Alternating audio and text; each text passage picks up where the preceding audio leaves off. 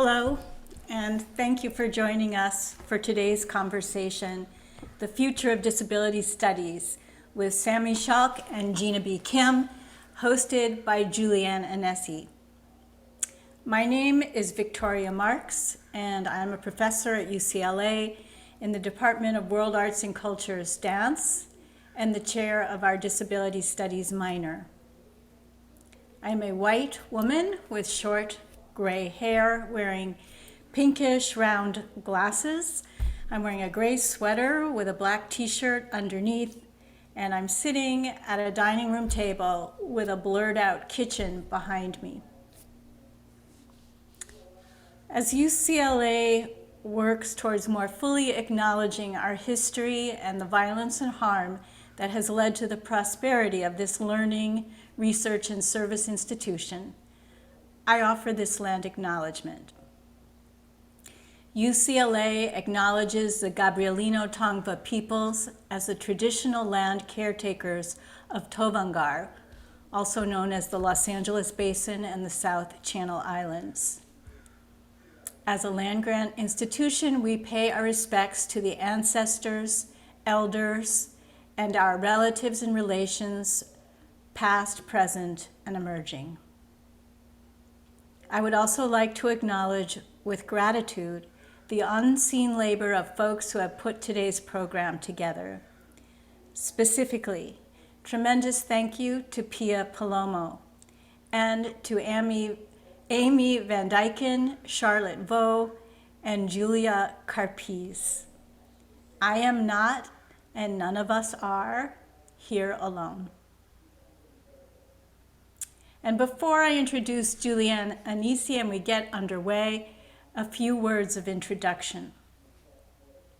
The Future of Disability Studies is a series of action conversations among leading scholars, activists, and artists, connecting the social political momentum of disability justice movements with the rapidly evolving field of disability studies.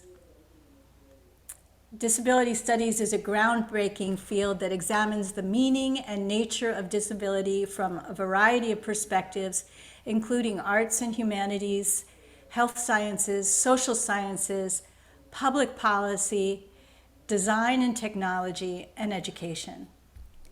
Rooted in the disability rights movement, disability studies emerged as an academic discipline in the 1980s.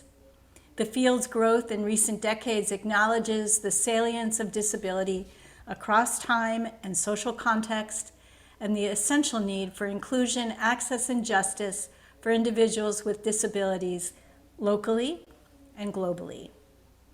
This series of virtual conversations on the future of disability studies comes at a significant time in the history and development of the discipline. The coming academic year marks the 40th anniversary of the founding of the Society for Disability Studies in 1982, and 15 years since the establishment of UCLA's Disability Studies minor in 2007. It's timely then for the disability studies community to consider its future, and for UCLA's Disability Studies program in particular to plan to expand our curriculum to embrace the growing interest in the field. As disability studies continues to mature, in what directions should we grow? What critical questions should we ask? And what impacts should we seek to have? And now, I'll introduce our moderator this afternoon, evening, Julianne Anesi. Julianne is an assistant professor of gender studies and a member of the Disability Studies Faculty Advisory Committee. Her research interests include disability and indigeneity, educational policies, and decolonial feminisms. She has developed a new seminar course that will be piloted this spring entitled Disability, Indigeneity, and COVID. As a community educator and activist, Julianne has also worked with nonprofit organizations and schools in American Samoa, California, Hawaii, New York, and Samoa. Julianne's work has appeared in venues including Disability and the Global South, Women and Social Movements in the United States, 1600 to 2000, and Disability in Society. She's currently at work on a book manuscript, Tautua, Women's Disability Activism in Samoa. Welcome and thank you, Julianne. Thank you, Professor Marks, for the lovely introduction. And welcome, everybody. Thank you for joining us today. This is exciting. Thank you to our esteemed guests for making time to be a part of our lecture series. So this is super exciting. I will be your moderator for today. And shortly, I will introduce our guests, Professor Kim and Professor Schock, and then we'll get on our way into a conversation. So a couple of just housekeeping tasks before I zoom away with our introduction. One, we do have a captioner, a CART captioner. On live here in our lecture series. We also have ASL interpreter. In terms of the CART captioner, there is a link. If you go on to your chat section of Zoom, there is a link there, www.streamtext.net, and then you can log into that for the text of our conversation. So without further ado, I will turn over to introducing our wonderful guests so we have time for a conversation as well as a Q&A session at the end. So welcome to Professor Gina B. Kim, who is an assistant professor of English and the study of women and gender at Smith College. She teaches and writes about critical disability studies, feminist and queer of color critique, and contemporary ethnic American literature. She is currently at work on a book manuscript titled Dreaming of Infrastructure, Crip of Color Imaginaries After the U.S. Welfare State, which examines women and queer of color literary and cultural production in the afterlife of 1996 U.S. welfare reform. Her work has appeared in Signs, Social Texts, Malleus, American Quarterly, Disability Studies Quarterly, the South Atlantic Quarterly, and the Asian American Literary Review. So welcome to Professor Kim. And then second, we also have Sammy Schock with us today, and she is an associate professor of gender and women's studies at the University of Madison, Wisconsin. Her research focuses on disability, race, and gender in contemporary American culture. She is the author of Body Minds Reimagined, Disability, Race, and Gender in Black Women's Speculative Fiction, which was published by Duke University Press in 2018. And then her forthcoming book, which will be published by also Duke University Press in 2022, called Black Disability Politics. Schock is a fat, queer, disabled femme, a pleasure activist, and a board member for Freedom Inc., which is a Black and Southwest Asian feminist activist and advocacy organization in Madison, Wisconsin. So thank you for joining us today, and welcome to our conversation.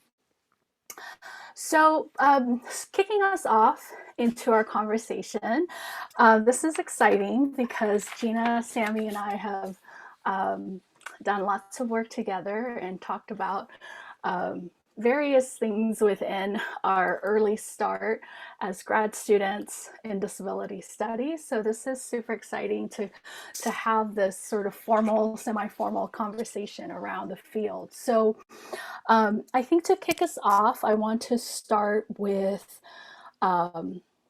just addressing a couple of questions, and folks in the audience, feel free to think about your questions. We'll shortly take a break after our conversation, and then you can pop your questions into the Q&A box on the Zoom link, and then we will continue from there. So So to start us off, one of the questions to start our conversation is thinking about the field of disability studies, which Professor Marks uh, mentioned was sort of came in full circle in the 1980s, and it has continued, and today with disability studies minors at UCLA and thinking about the future of the field, I just wanted to invite you to think about your entry into disability studies. And I think um, um, I may have been there with some of these points, but I wanted to maybe start us off with just a playback and a rewind to thinking about your entry into the field of disability studies and what are some memories around that. So I'm going to turn it over to Professor Kim and Professor Schock. Feel free to jump in. You want to start, Gina? Sure, yes, I'll start. Cool. So I am an Asian American woman with glasses, dark lipstick. I have frosted tips. I have a camel colored button down, and I have a vest with a Dalmatian on it. I'm zooming to you from Nipmuc and Pecumtuck land, also known as Northampton, Massachusetts. Oh, thank you. So my entry to disability studies was, I would say, both kind of accidental and fortunate. There was no disability studies minor at my institution. So what happened is that my senior year of undergrad at Agnes Scott College, I just so happened to overlap with Asian American Studies and Disability Studies scholar, Cindy Wu. So Anna, there was like a little split happening. Do you mind? Okay, there you go. And Cindy was only at Agnes for 1 year, and she remains a kind of like lifelong mentor to me. So it was just happenstance that she was there at the same time as me. And I was writing a senior honors thesis on the writer Gail Jones.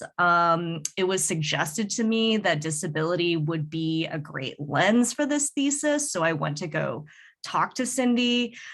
Cindy was also teaching a class on disability studies at the time, which I was really intrigued by, but it was also taking place at 8:30 a.m. And back then that was just not my priority, but I was still able to have this really great mentoring relationship with her, even outside of the classroom. And I remember she recommended to me Rosemary Garland Thompson's Extraordinary Bodies, which is now, I think, considered a classic text of the field. It came out in 1996, and I just remember the experience of reading it for the first time. Like, I remember exactly where I was in that room, the like quality of light. And I just remember reading the book and kind of feeling like I was sort of coming home for the first time. And it was just this like incredible moment of recognition. I identify as a disabled person, but I've always had struggles in claiming that identity. And the book kind of gave me permission to not only claim disability, but to also see disability as a really generative lens for examining the world. And so, I just remember having that moment of recognition and feeling what felt like a kind of freedom. And so that was my entry. And I've kind of just pursued that feeling ever since. Yeah. Sammy? Yeah, thank you. So I am a fat, black, light-skinned woman wearing blue glasses today. I had to look at myself in the face to remember. And I have short curly hair, gold earrings, and a multicolored top, patterned top with a square low neckline. And I'm in an office, so there's like a bookshelf behind me. My entry to disability studies was at 19 at Miami University in Ohio, where I was in college, and I was a women's studies major, and there was a class called Women in Disability that fit my schedule and counted for the major. And so I took it. I would say that I was disabled at the time, but did not identify as disabled. It took me a long time to claim that identity for myself, despite being in the field. But I took that class, and I had just recently come out to some friends and really kind of to myself as queer or bisexual, I would have said at the time. And so I kind of went into the class being like, I know everything there is to know about oppression, you know, like I'm a Black queer woman. I know it all.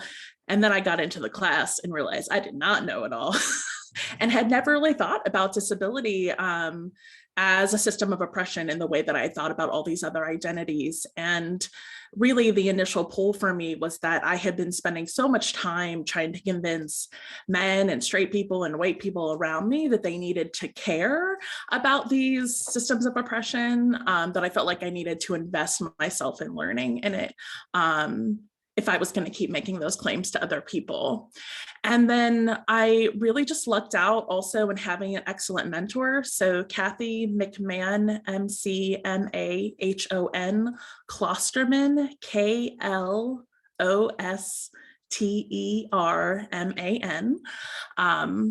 She taught that class and really took me under her wing and became my mentor. And so what kind of sealed the deal for me, I think, in that was taking more classes with her really made me feel like disability was this thing that linked all these other oppressions and that helped me understand intersectionality in a way that I hadn't understood before.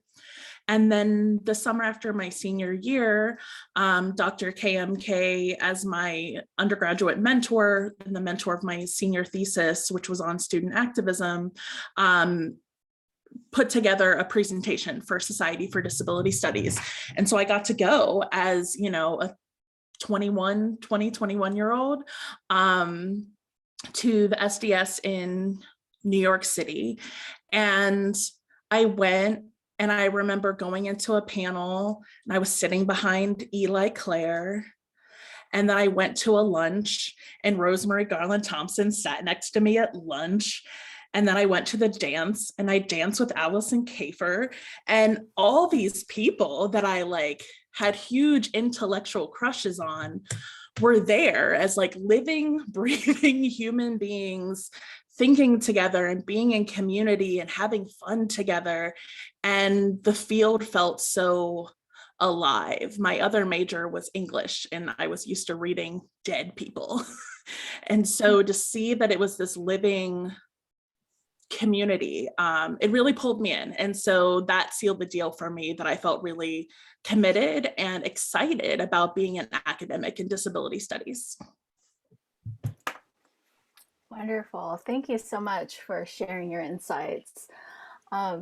And I think in terms of thinking about sort of our origin stories to disability studies, I also want to fast forward a little bit and kind of think about your scholarships, as well as the work you have done since, in terms of your scholarship, your publications, your teaching, your activism, and how have those tasks or endeavors influence your work, or maybe some interventions into your field, because you talk a lot about, you know, the scholarship, but also just the field in itself by meeting a lot of the scholars in the field. So I guess I'm asking and thinking about our undergraduate students who are on this call, in deciding whether disability studies would be a good home for them intellectually, as a major, and then hopefully, I mean, as a minor, but then hopefully down the road, we can become a major. And so I guess I'm wondering if you can just share some thoughts about um, the aspects of your work and the kind of interventions that speak to our students. And I will popcorn it over to Gina if you're ready. I'm ready. So we're discussing the interventions we make with our scholarship, teaching, and activism. So I'll start with scholarship and then pivot over to teaching. So I kind of want to rewind a little bit, kind of going back to the origin story, which is that a part of my origin story is that I went to the University of Michigan for graduate school to study disability studies, and for a moment was really questioning my place in the field because it felt very white dominated. And actually meeting Sammy and Julianne and other rad scholars of color at the Society for Disability Studies in like 2014, 2015 really demonstrated to me that there was a place for me in the field.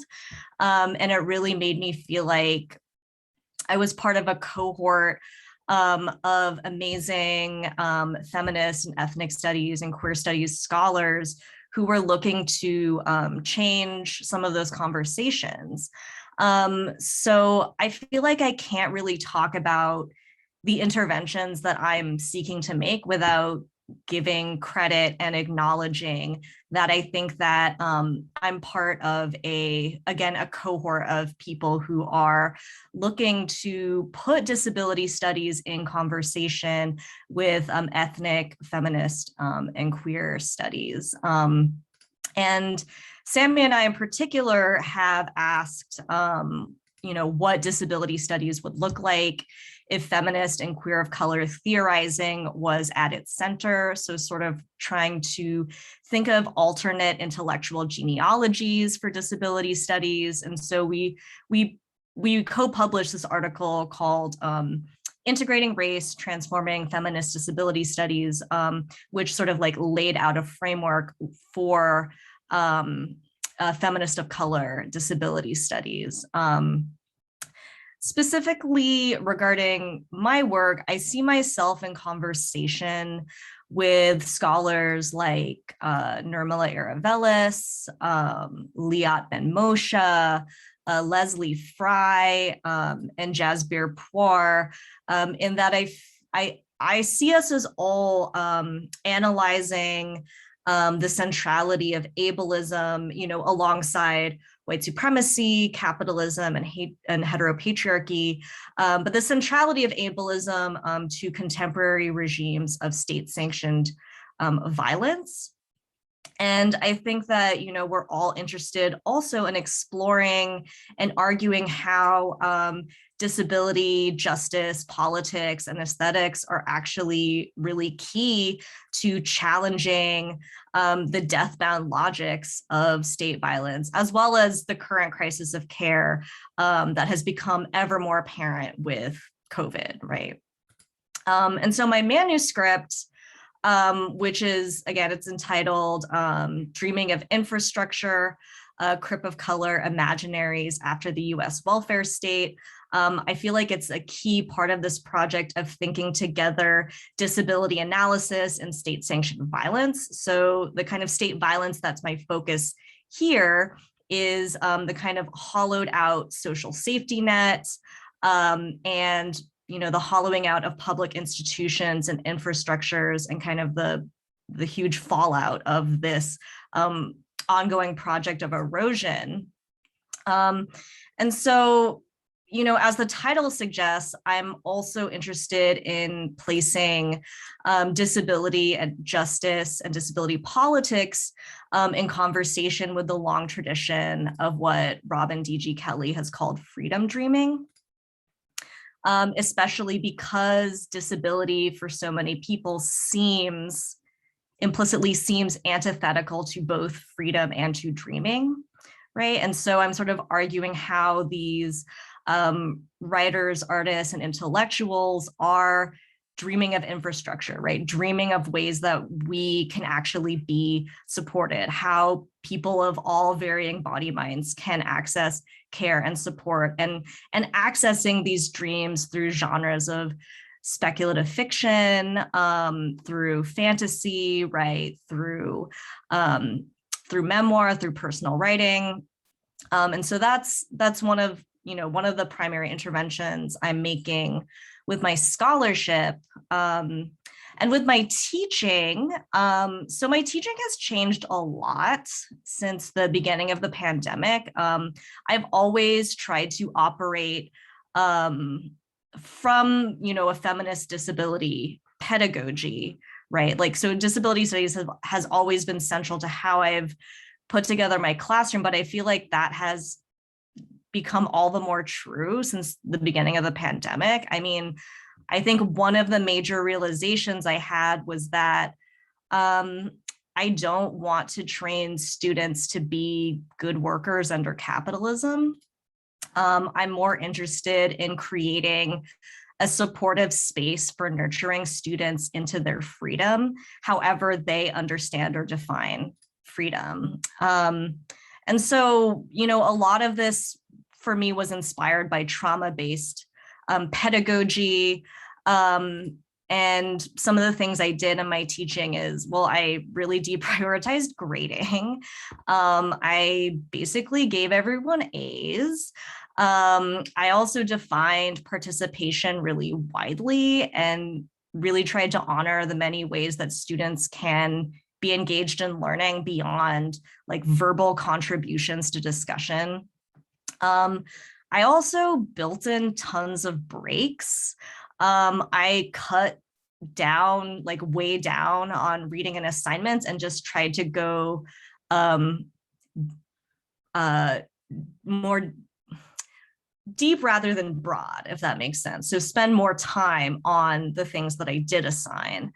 I also wanted to teach students communication and conflict resolution skills. And so I hosted a nonviolent communication workshop, right? That was one of the first things I did in my intro to the study of women and gender. I also had class activities where I taught skills of active and deep listening, right? And so these are just some of the ways in which the pandemic, but also feminist disability pedagogy just really doesn't just inform what I write, but also how I teach. And so, Sammy. Yeah, thanks, Gina.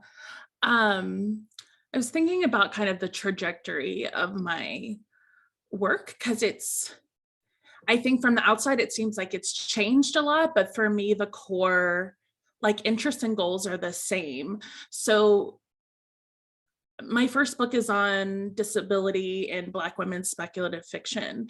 And I was first interested in that because I was taking a disability studies class in undergrad at the same time as I was taking a Black feminism course. And I kept seeing disability show up in all these readings in Black feminist theory, but nobody was talking about it like they were in my disability studies classes. And in my disability studies classes, there were almost no Black people. And so I was like, it seems like these things could talk to each other more. And so that was kind of always my first goal, was like, how do I get more Black feminists to talk about disability in this kind of way? And how do I get disability studies to realize that the way they're talking about disability might not be the way that the rest of us are talking about it, or that other non-white populations are talking about it. So that was kind of my first interest. And so I looked into how Black women were representing disability, and I ended up focusing on speculative fiction at the encouragement of Rosemary Garland Thompson as a way to finish a dissertation and not be in grad school all of my life. So great. And so that was a way for me to start seeing how it was being engaged with differently. But this next project, the Black Disability Politics, I became just increasingly less interested in talking to white disability studies and being like, well, here's one theory you have, and here's how it actually doesn't work for Black folks. And here's another theory you have, and it doesn't actually work over here. And it doesn't. And I just kept kind of doing that for a lot of my work. And I shifted to just be like, actually, I want to talk to Black folks about how and why we need to be thinking about disability and theorizing from our own places of Black disability. And so that's how I eventually got to this other project that is almost exclusively focused on activism, which is what my kind of senior thesis in undergrad was on, student activism and disability. So these threads have always been there. And so I think, yeah, my interventions have been about bringing these fields that I felt like were not talking to each other together, in large part because I wanted to see my own experiences better represented in the literature in order to understand it. But now it's increasingly become about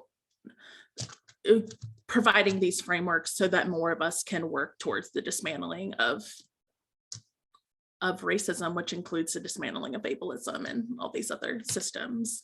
So that's kind of where my work and my interventions, my interests are, is like, liberation. I'm so glad that disability studies exists as a field, but like, I'm not interested in field building or in, creating new academics necessarily. I just want this knowledge to be useful. And that's, I think, what happens in my teaching.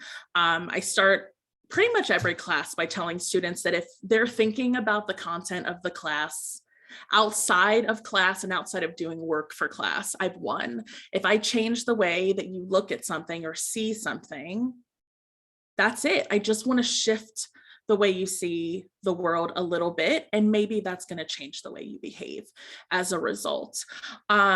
And so, I think for me and my teaching, I really want to provide these lenses and these frameworks that were transformative for me at 19, at the same age. I often tell the story of how I got into disability studies, to be like, I was in this class just like you, and it changed everything for me.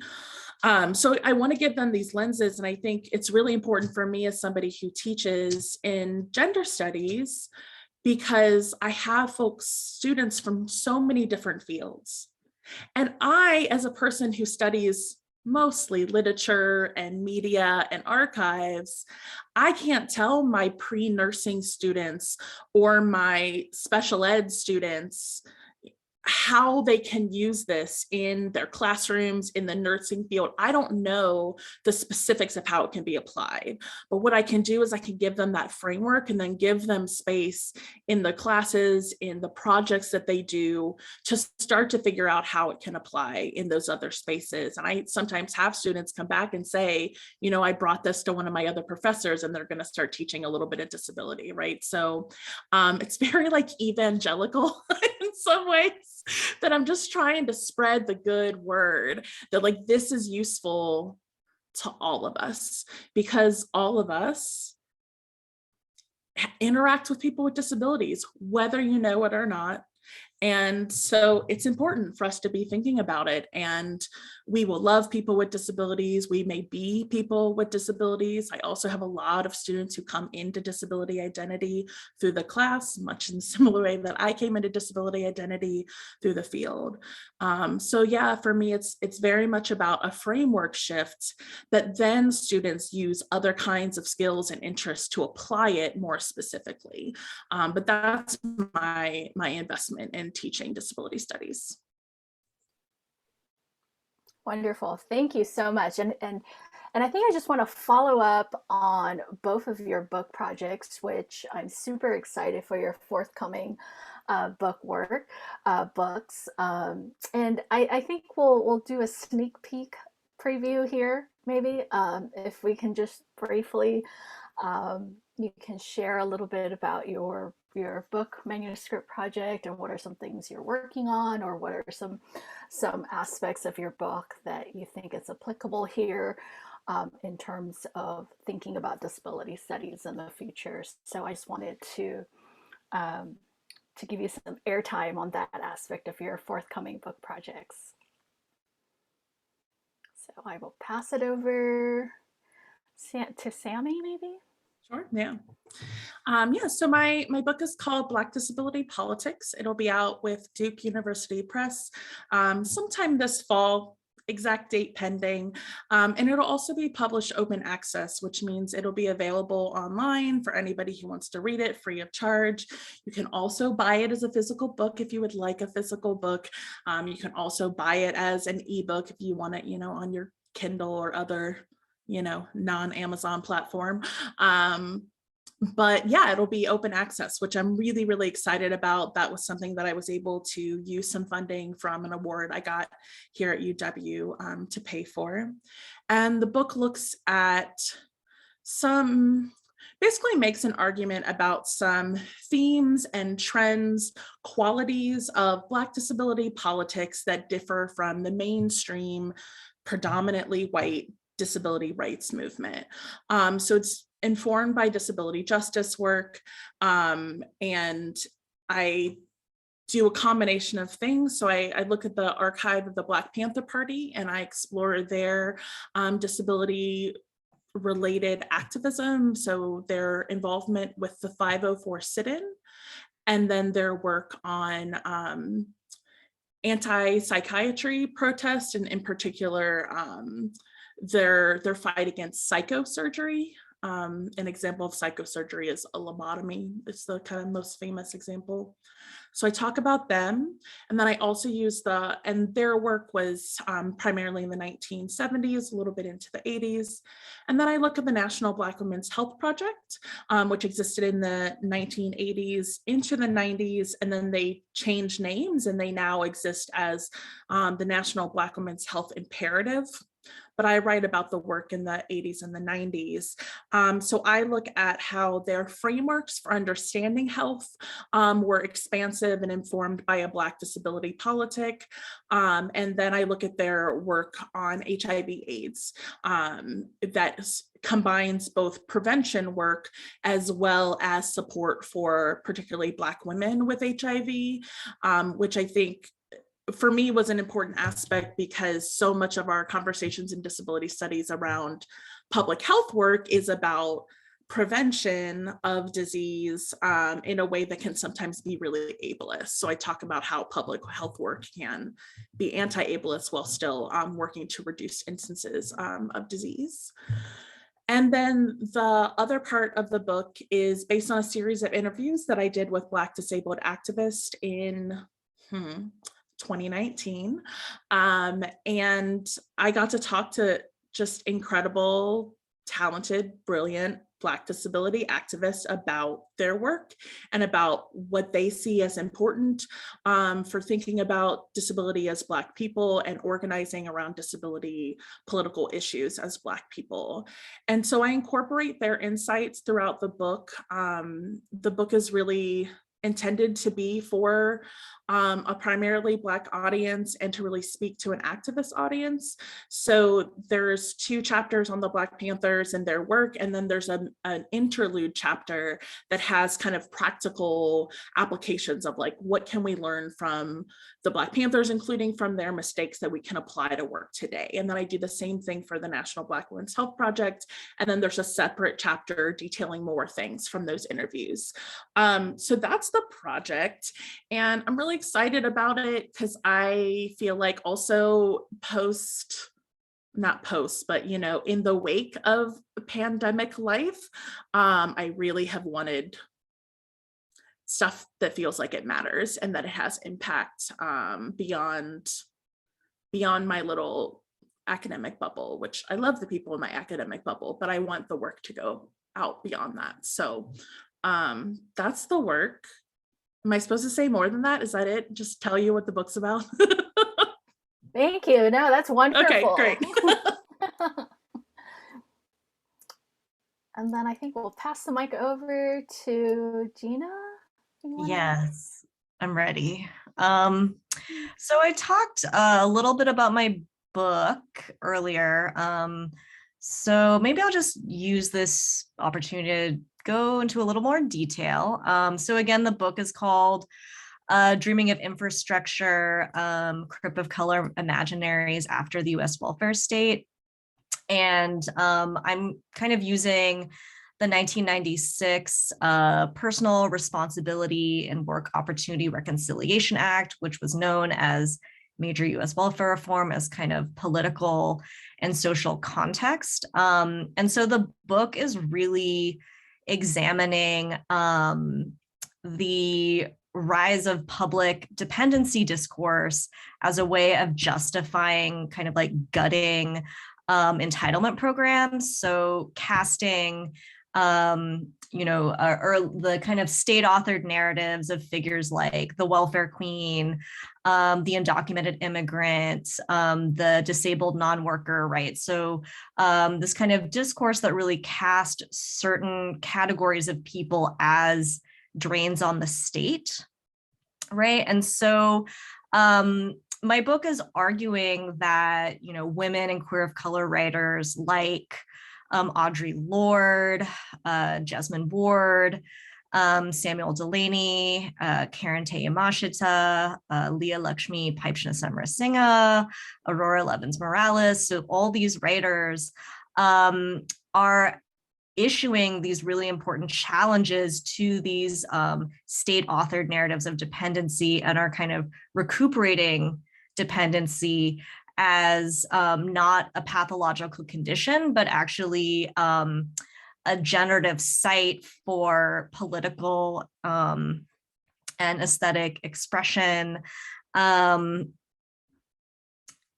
So dependency as an important site for aesthetic expression, and a place where feminist and queer of color politics and disability politics can come together. So thinking about dependency as a potential site of coalition.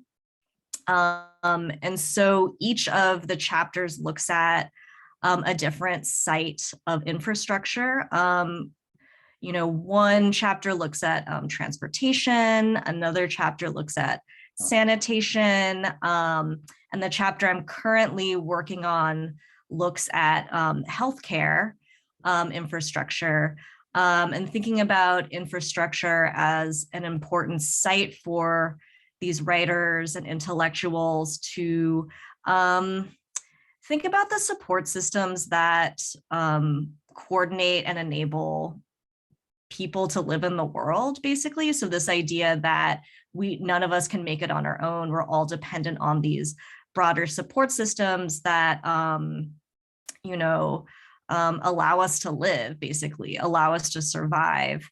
And I'll just talk a little bit about the current chapter I'm working on, which is looking at life writing and poetry by Leah Lakshmi Paipchana Samarasinha. And her last name is Piepzna hyphen SAMARISINHA.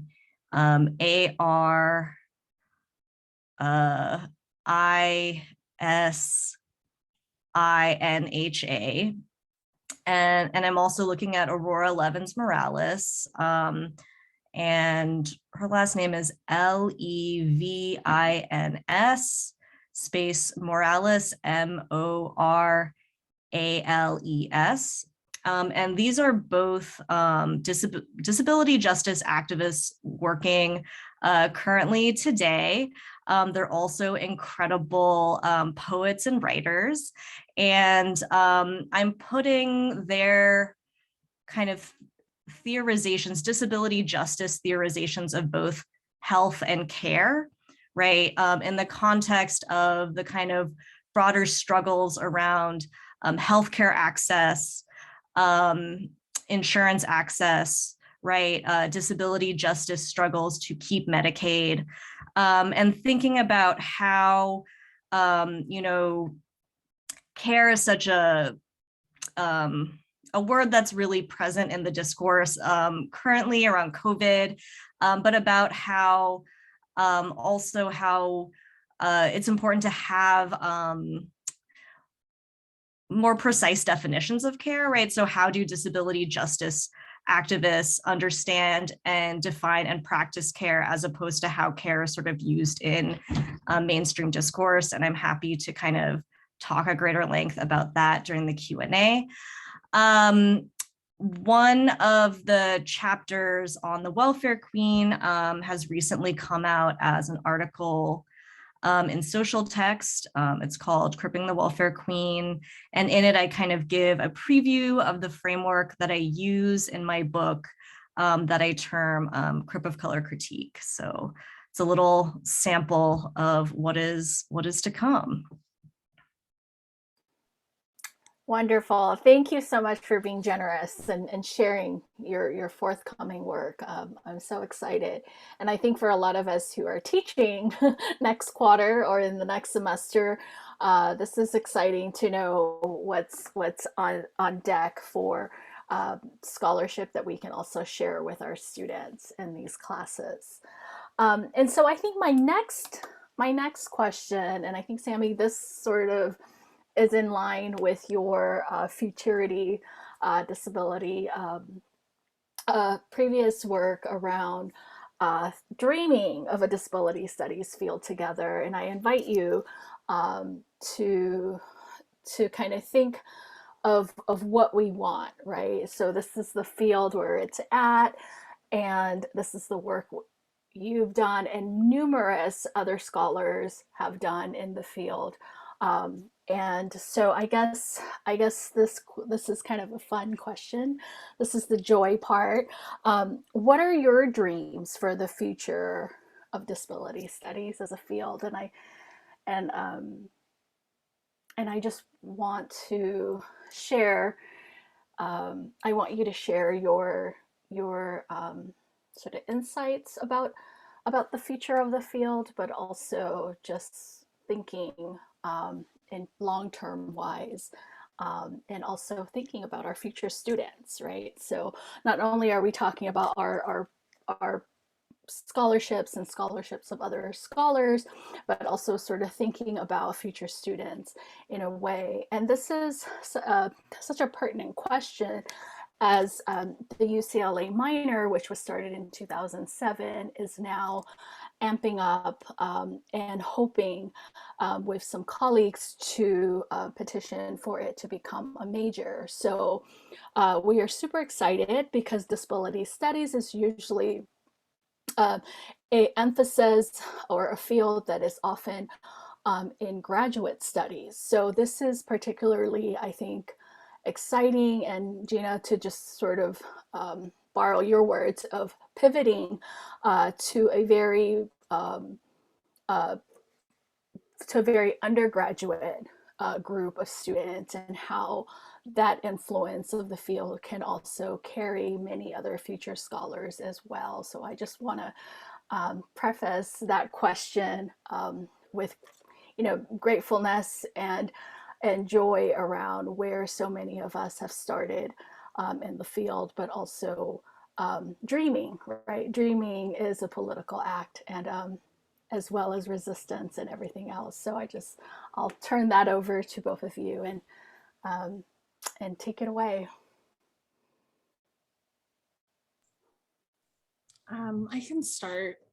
I mean, I think a big part of it is for me just wanting the field to look differently. When I was first starting off in the field, there was never a panel of all people of color, ever, not ever. And I was pulled on a lot of things as one of the few Black folks around. So that is something that's exciting to me. Like, I would love for there to be more folks doing feminists of color disability studies than my friends. Like, it'd be cool to meet people that are so I want more of us to be involved, where we're bringing, because I think there are plenty of white disability studies scholars that are doing good work on race. But I think one of the things that I've really found in the last couple of years doing this work on the book is that there's so much that you just can't know dipping into a field for the first time. So if you're really grounded in disability studies, but you're dipping in to Asian American studies, you're dipping into Latinx studies. It's just so different than coming from that space. And the amount of times that I've gone and done talks, and I've had folks, you know, who are in ethnic studies talking about books that they've read and archives that they've had access to, where suddenly just by giving them a little bit of a framework, they're re-seeing all this material that they already have a really deep knowledge of. So that's something that I'm really excited for, is folks coming from these other ethnic studies fields and bringing that paired with disability studies in a way that having a minor or a major can really allow for.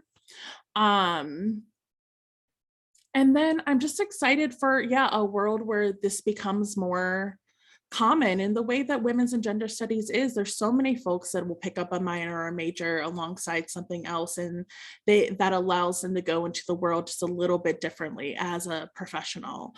And so I love, like I said before, when I have pre-nursing and pre-med students, it's exciting to me. It's exciting to me to think that they're just going to have a slightly different lens before they go into med school, where they may get a day, you know, that's really actually thinking about people with disabilities from a more critical and humanist perspective.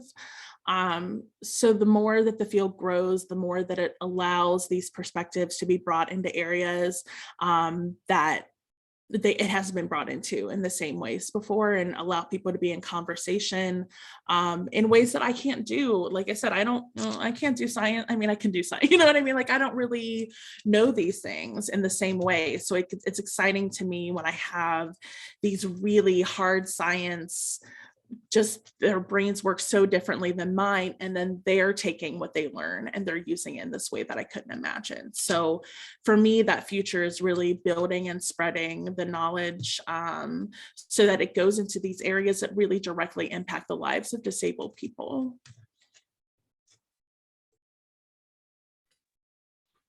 I would want to echo pretty much everything that Sammy said.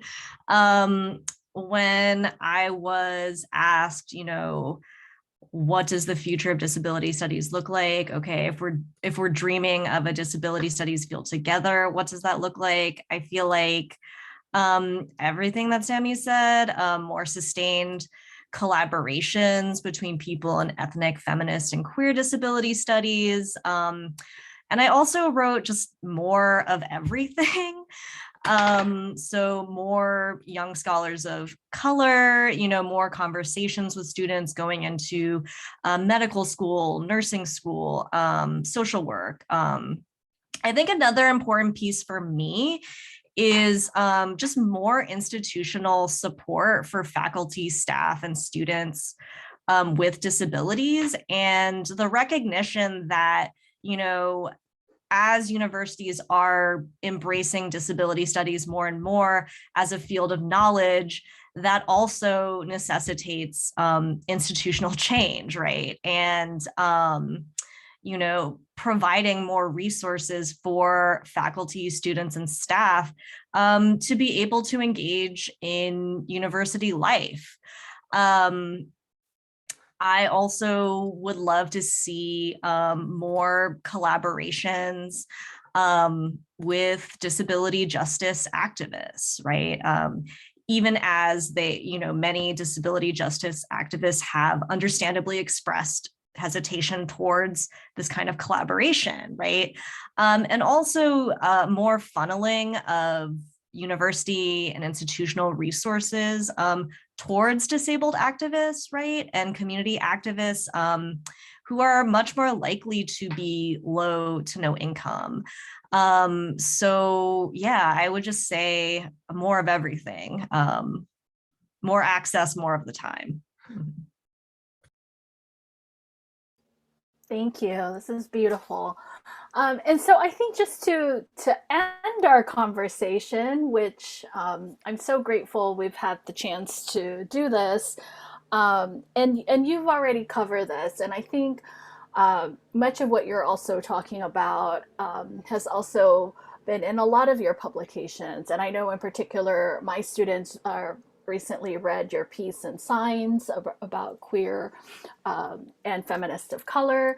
feminist disability of color. So this is super exciting to also add that to our conversation. And so I think I want to end our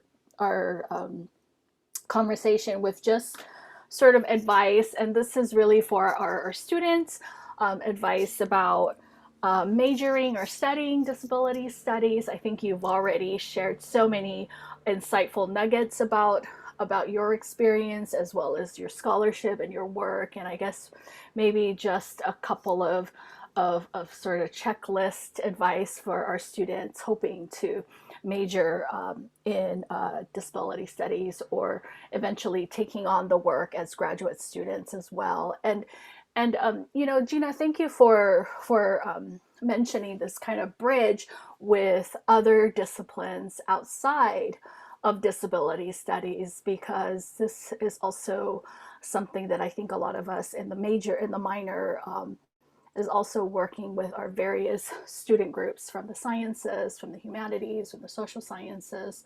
So thank you for that. But I guess our last discussion point would be just some advice to students who are interested in majoring or studying disability studies. And Sammy. Sure, yeah. I think the first thing that it's the same thing I tell my gender and women's studies students is that people are going to ask you, what are you going to do with that? What are you going to do with that? And the answer is whatever you want. There's so much you could do with it. There's so much you could do with it. You could just be a better human being in the world as a result of knowing these. Just be better, just be a better person. But you can also apply it to almost anything you do. And that's an assignment I sometimes give in my classes at the end. It's asking what's one thing that you can apply to your life or to your career that you learned in this class. And I love getting the answers because they're all over the place, you know, from business students that are like, I'm going to think differently about accessibility when I'm hiring and managing people, you know, like so many ways to think about it. So I think being prepared for those questions and to know that knowledge is not always about, you know, as Gina's talking, I don't dream of labor. Like it's not about what job I'm going to get after this. It's about how do I have knowledge that's going to allow me to move through the world in a way that aligns with my values and my interests and my passions. So I think if you can hold that at your core and remember when people are asking you what you're going to do with that, that's just like a capitalist question that you can disregard, that can be very helpful. And to also just really remain open. I think that disability studies can bring out a lot of feelings because disability and representations in our world, right, are highly emotionalized, right? That's what inspiration porn does. And so being open to exploring emotions, I think sometimes people are reading something and they feel something and they kind of feel bad and they want to shut it away. But I think actually exploring emotion as you're going through can be really important, and you'll learn a lot about yourself and you'll learn a lot about the people that you love by kind of being open to noticing what's happening with your feelings and with your body while you're reading. Because for me, it's not just an intellectual practice. What we're doing is not just an intellectual practice. So those would be my two pieces of advice. Again, definitely want to echo what Sammy said. Dismiss that capitalist question, right? And, you know, I understand that, of course, we need to be concerned about how, you know, we're going to make a living, how we're going to survive. But I do agree that having access to these kinds of knowledges and frameworks is so much more enriching and so much more than just, you know, what job is this going to get you? And so I actually made a list of what disability studies helped me do. And so generally, I think that like overall, it's just made me a better teacher, writer, and person. it has helped me understand disability as more than and so much so beyond these kind of typical narratives of being a burden or an object of pity, right? And to actually be so critical of the narratives that cast disability as burden and what that says about what kind of lives we find valuable, right? And what we put value to. It helped me understand that disabled folks are the best and the first authorities on our own experiences. You know, when Leah Lakshmi Paipchna Samara Singha describes care webs and care work, you know, she talks about care as having disabled people at the center, right? And you know, dictating and determining the kind of care that we get rather than just sort of being grateful for whatever is given to us, right? And yeah, to believe that disabled folks have knowledge and skills and understand our own needs better than anyone else. It's helped me see care work and interdependence as crucial, valuable, and life-saving practices. It's helped me see care work as part of activism, right? And not just sort of a sideline practice. It's helped me identify and challenge how ableism operates in the everyday world, which feels really important to me, especially during pandemic times. I know a lot of us are feeling super exhausted, not at our most productive, right? And I sense a lot of people, I mean, myself included, feeling some guilt around that, but I feel like disability studies is a framework that really helps me be gentle with myself and to sort of challenge this internalized narrative that my value is linked to how productive I am. Right. I think disability studies issues a really important challenge to that thought, right? It's also helped me realize that rest is not something that I have to earn, right? It's something that I am worthy of regardless of what I do, right? Which feels really important to me, especially I'm in New England right now. It's like very dark and cold here. I think it's like that in Madison too. I don't think it's like that in LA, but it's very cold, it's very icy.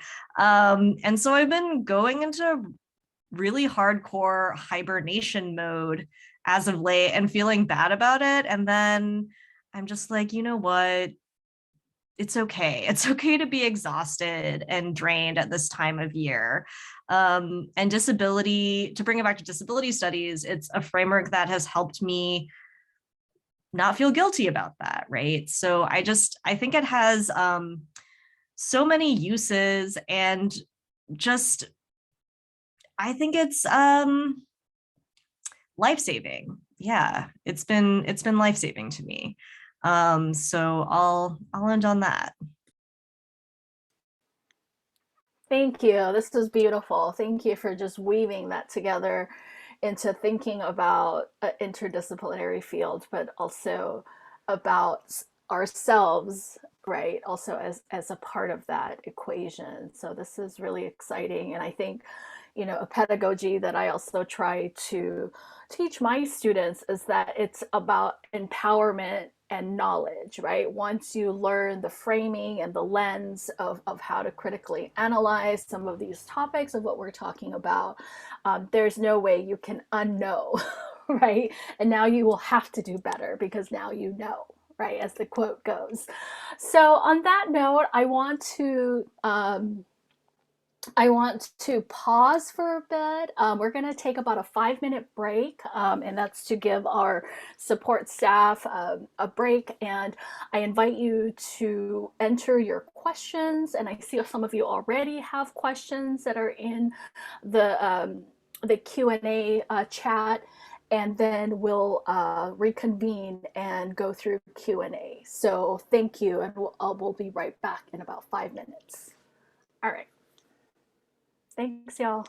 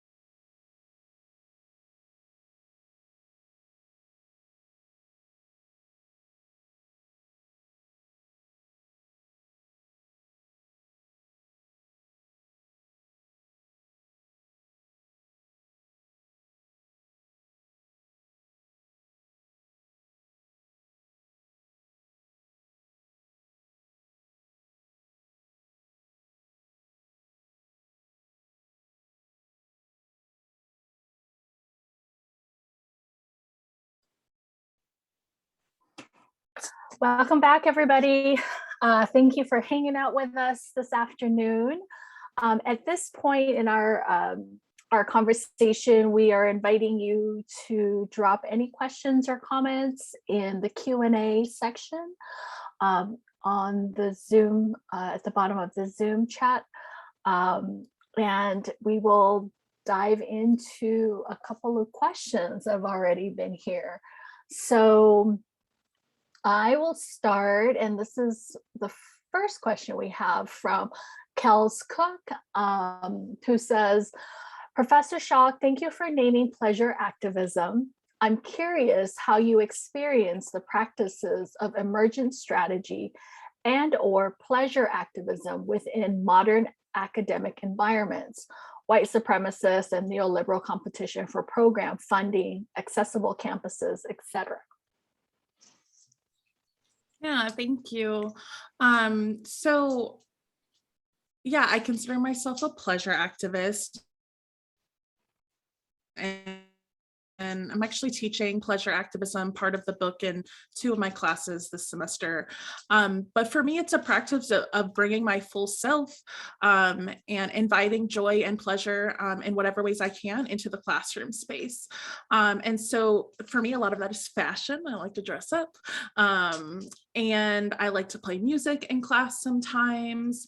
And I just like to do a lot of activities that get us moving around and not stuck in the same kind of pattern.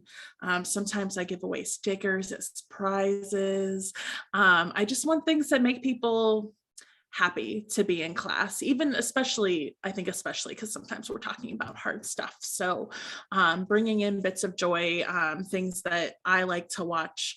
I assign like reality TV sometimes as things that we analyze, and so students enjoy that. But just knowing that, like, yeah, these things that we do can still bring us pleasure, and inviting that in as many ways as possible into the space, and insisting that learning can be pleasurable, right? So I also encourage students to question, like, why are the gender and women's studies classes so different from the way you're learning in your other classes? Like, what's that about and why?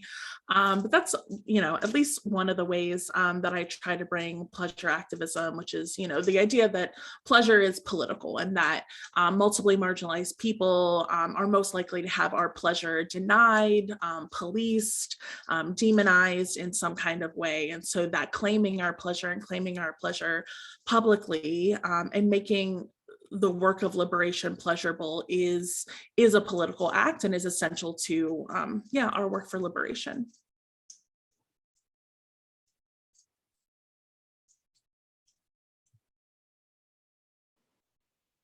Thank you. So our next question is from an anonymous attendee who asks, how do you see studies movement to represent the whole spectrum of people with disabilities? In my personal experience, I noticed a significant disregard of an entire subpopulation, the far end of the ability spectrum.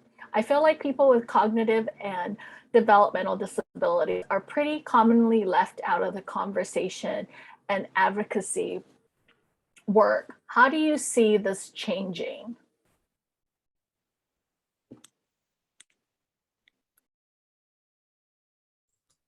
I can start us off.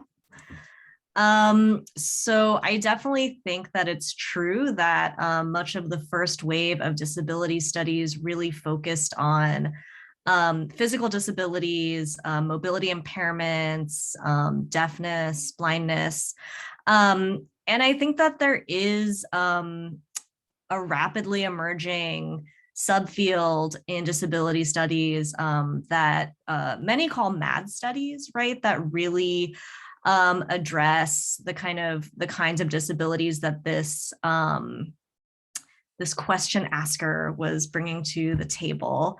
And so some of the people that I find really instructive in this subfield that have made the same kind of critique of this kind of emphasis on physical disabilities, right? So I really love the work of Margaret Price. She wrote this book called Mad at School, and I assign parts of it in my own disability studies class. There's also a special issue of the Asian American Literary Review called Open and Emergency that focuses on Asian American mental health. I also regularly teach this in my disability studies classes. I think it's really excellent, really an excellent teaching tool. It includes this like hacked DSM, right? Where, Asian American writers and artists tore out all the pages of the DSM and replaced them with their own writings. Really a critique of, diagnosis, the psychiatric industrial complex. So I think that subfield is certainly growing, and there's a lot of great stuff currently being published. I have Lamar Jarrell Bruce's How to Go Mad Without Losing Your Mind on my bookshelf. Hope to dig into that shortly. So I think that is changing, and it is certainly a subfield that I try to center in my own classes. Sammy, do you have anything you'd like to add to that? I would just add the work of Rachel Adams and Mike Gill, Gill, as folks who are doing more work in regard to cognitive and developmental disabilities. And also make a point that I think one of the things that disability studies as a field has done and continues to do is challenge what we recognize as like academic writing and also academic research. So Gina and I, as we mentioned, have done some co-authoring, and that's discouraged in a lot of fields. And so I think disability studies has really, because of the work that we do, has said we have to write differently sometimes, and we have to write accessibly, but also that we have to be in conversation with people in order to do this work. So I think also challenging the way that we recognize what is scholarship is something that disability studies does, that opens the door for more work on and working with folks with cognitive and developmental disabilities, and then writing about their own experiences. I think that's really something that the field is doing. Kate Caldwell as well, Caldwell. Those would be folks that I recommend if you're looking into that work. Great, thank you. And this is a question from an anonymous attendee who asks, this is Julianne, by the way, what are your thoughts on the movement for self-identifying as autistics? It seems like universities and other nations of capitalism have a vested interest in rejecting this lived experience as an identity instead of a medical condition which can be cured, in quotes. How do you think about this? How do you think this will impact disability studies programs and accommodations through universities in the next decade? How is it informing your discussions to now? I can start the issues of self-identifying, and primarily for autistic folks, but also for other primarily psych disabilities and learning disabilities. It came up in my work for Black disability politics, because a lot of this might not purely be about a divide between identity and medical condition, because I think some folks can embrace as both, but access to medical care, access to, insurance, to being able to be recognized, understanding how the DSM categories are mostly based on white men, all of these things that complicate the various reasons why folks might self-identify without an official diagnosis.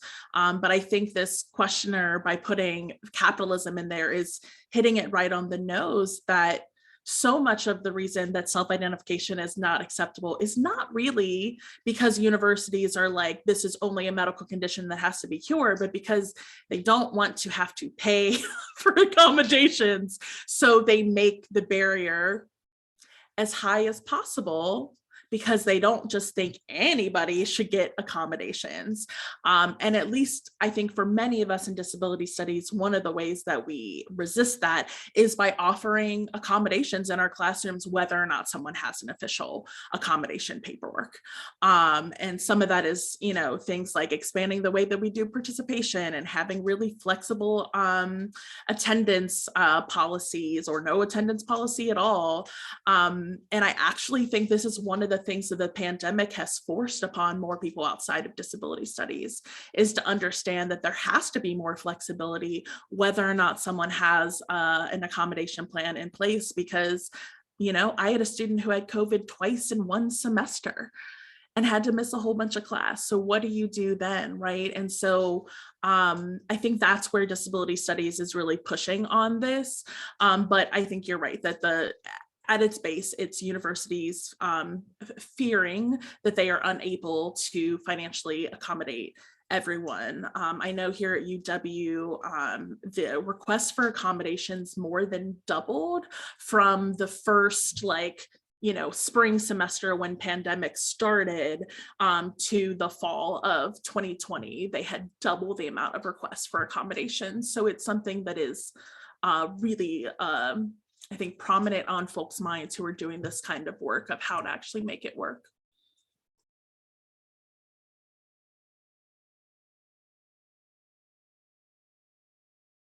Oh, excuse me. Thank you. And so I think our next question comes from Katie Ward, who asks, I'm currently working on my own senior research project in my undergraduate course, which is focused on creating a knowledge source for professors to integrate disability studies into their coursework, all disciplines. If there was one resource, text, audio, documentary that you believe would benefit someone who teaches but isn't well versed in disability studies, what would you recommend that is included in the project, or a good source for as a starting place?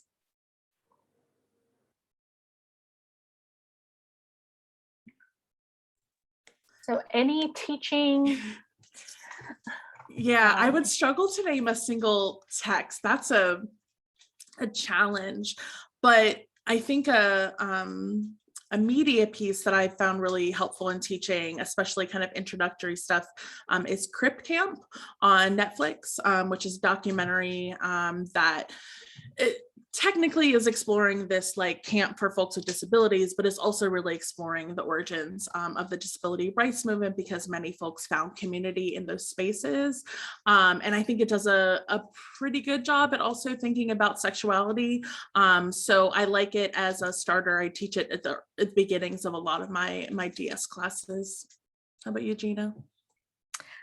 I have a few answers for this. So one resource that I found really useful is Keywords for Disability Studies, which came out through NYU Press. And it's just like a kind of like mini encyclopedia of multiple concepts that are really key to disability studies, and people who are experts on these concepts writing kind of like a really short summary essay on the development and history of whatever concept they're addressing. There's also amazing citations for each concept, so it's great to figure out further reading. The Disability Studies Reader is considered a classic. I would look through a number of, I think there's like, how many editions now? At least, or we're on the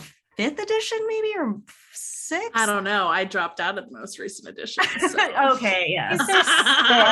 Yes, so there is that piece.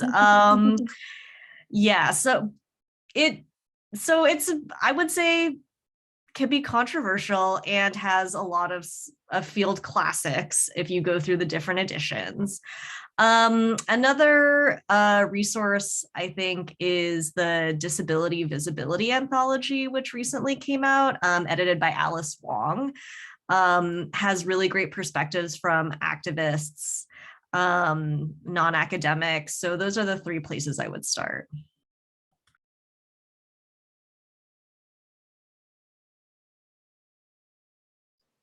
Great, thank you.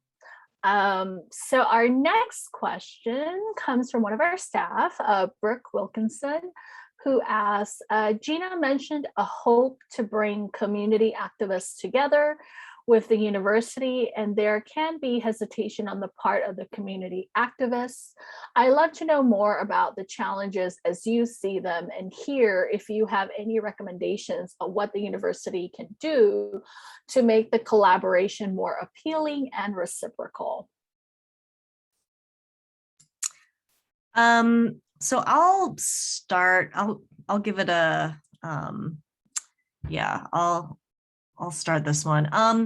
So I do want to start by saying that I've had some great collaborations with community activists from my institutional standing. So I kind of don't want to like overstate the case that it's always going to be conflictual, or there's always going to be tension. I mean, there can sometimes be suspicion on behalf of activists, sort of like hesitation to have the kind of like knowledge and skills and experiences institutionalized. There can be fear of co-optation, but I've generally had really great experiences bringing activists to campus. I think that the main thing that would ease the collaboration is definitely money. So I always try to pay community activists way more than I would pay an academic speaker, because a lot of them, workshops and college gigs are kind of like primary source of income. And so I do try to keep that in mind. And also, you know, asking for what their accommodations are ahead of time, and really trying to tend to those. Asking for like a writer, I guess, like a tour writer. So yeah, so I would say money and sharing university resources is, I think, would be the main thing. And I think the main way that I have had really positive experiences collaborating with activists. Sammy, do you want to add to that? Yeah, I think money is a big one. And sometimes that's a structural issue where like institutions are like, well, if this person doesn't have a PhD, you can't pay them more than X, unless it's like a big, you know, big sponsored event. So that can be a real challenge. So finding out ways to get the money. Also, yeah, just working through your institutional loopholes. So if you have the ability to make someone a visiting scholar so that they have a year of access to like the library, you know, because it's expensive to get things behind paywalls, selling their books and assigning their books, having as many people if they do have a book that's available, and then just really making sure that your access is on point, right? I think that's another thing is folks want to bring disabled activists to campus, but then don't want to get ASL interpreters, or don't want to think about the accessible routes to get around, and they've got folks running around from place to place, not thinking about how long it'll take people, or how much people need to rest, or what food needs people have. So I think that's the other thing, to be prepared to actually make a fully accessible visit if you were going to bring in a disabled activist. So those would be some things that I think can ease some of those tensions.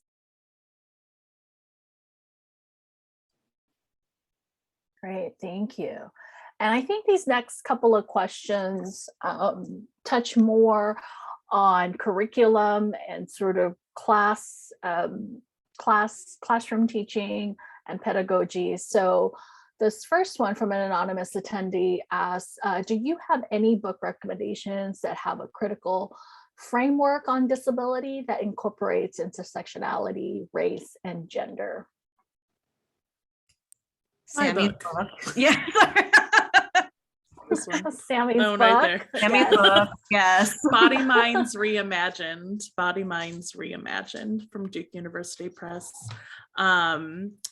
Julie Avril Minich, Minich.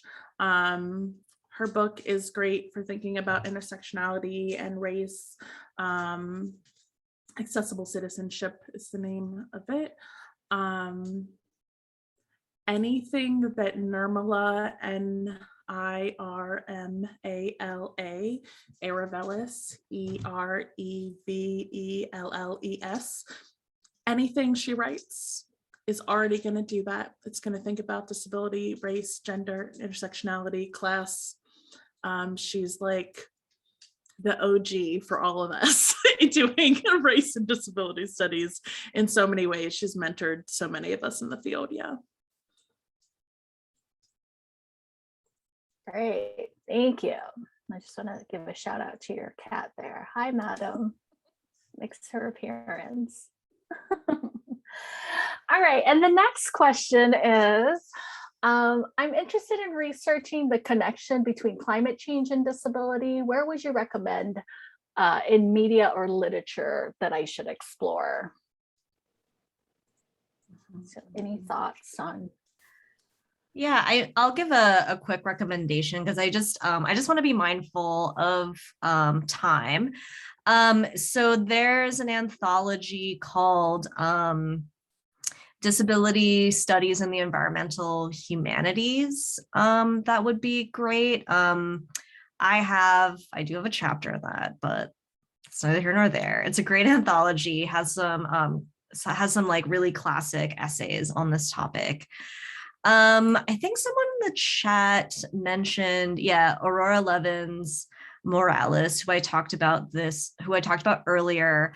Medicine Stories, which has been recently republished by Duke University Press, would be great. So I would start there. Mm-hmm. And this is it's not like directly thinking about climate change, but I think it is, but it maybe people wouldn't use that language to talk about it. But Eli Clare's Exile and Pride is all about land and space and disability and gender and queerness and my cat's being annoying. Really, that book it's just so incredible, and everybody should read it anyway. But I think thinking about it through the lens of climate change and environmental justice is helpful. Great, thank you. Let's see here. So this is a question from Rebecca Michelson. And Rebecca asks, in looking at the linkages between ableism and white supremacy and capitalism and forms of state violence, how do you recommend reading activities often produced or maintained by the state or other agents of oppression for disabled people's experiences for a historian of disability? So I'm not a historian. I have worked in archives, but I am very clear that I am not a historian. I do historically informed work. But I would recommend looking at the work of Susan Birch, Bursch, and Kim Nielsen, who might be in here right now. Hi, Kim, if you're in here. And Mike Rembus. Those are all disability historians that I think are doing great work. And in the bits of things that I've learned from disability historians, I think it is about reading against the grain, which I think there's a lot of comparisons to work by, for me, Black historians who are reading against the grain in these, narratives and representations of slavery in the archive. So a lot of reading against the grain, thinking really critically, are ways to do that, and just reading those absences. And one thing that I found in the archive is to not assume that the words are going to be there, right? Like if you're just skimming through to see like, oh, is the word like disability in here or invalid in here. Like there's so many ways in historical literature and in the archives that disability might be identified but not identified. Archivists rarely kind of mark things as disability. So really having a list of terms that you're kind of looking for to identify where it's showing up, I also found was really useful, like your historical period specific terms.